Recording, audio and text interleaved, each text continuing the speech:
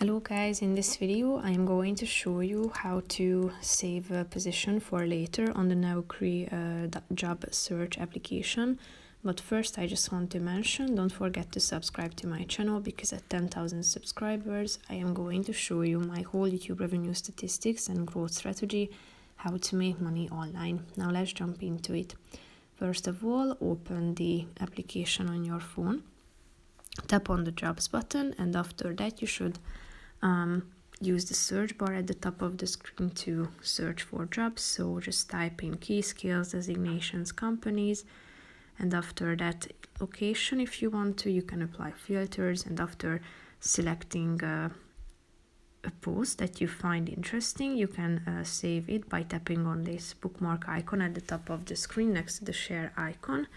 As you can see, the job has been saved successfully. So if you tap on the profile section, you will be able to find the added positions here. So that's pretty much it for this video, guys. See you in the next one. Bye bye.